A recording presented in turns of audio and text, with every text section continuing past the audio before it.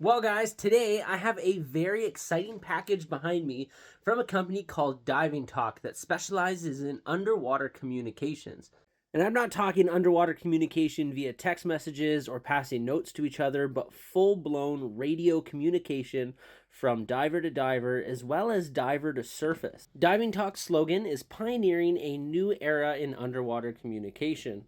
To be clear, this is not the first company to offer underwater wireless communication between divers. However, this technology has normally been reserved for full face mask diving. This is the first company to be able to offer it for a half mask system, where you have your eyes and nose inside a standard dive mask, and the DivinTok device actually attaches to your standard second stage, allowing you to implement communications into any standard open circuit recreational setup. So, needless to say, I am very excited to test this product out, so let's get these boxes open and teach you guys a little bit more about the DivinTok system. So let's take a look at the diver transceiver first. This device has a communication range of up to 50 meters or over 160 feet in ideal conditions. It also has a max depth rating of 40 meters or 130 feet, and it can communicate with up to 10 other divers in its operating area. It has a built-in rechargeable battery, and they estimate a potential runtime of 4 hours, assuming that you are only transmitting your voice 10% of the time.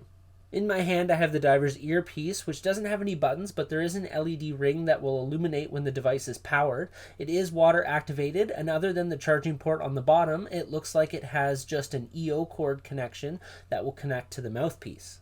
Next, let's take a look at the diver's mouthpiece. This part is made of a mixture of plastic and silicone, and keep in mind this is going to replace the mouthpiece on your standard second stage. This is a push-to-talk device, so the button to activate it is on the right-hand side, and this also has the other end of the EO cord connection. Now, I will admit this is one of the weirdest looking mouthpieces I have ever seen, but I did try it on. It was fairly comfortable, and the way that this works is you press it against your chin when you're ready to talk, and it'll create a small air pocket for you to talk into. Next, let's take a look at the surface transceiver. This allows the divers to communicate with the surface. So this device has a communication range of up to 75 meters or over 240 feet. It also has a built-in battery with up to 4 hours of battery life and a built-in 32 gig SD card to allow you to record audio for up to 320 hours. This unit has a dial on the back to turn it on and adjust the volume. Here you can also see the large LED ring to show that it is powered.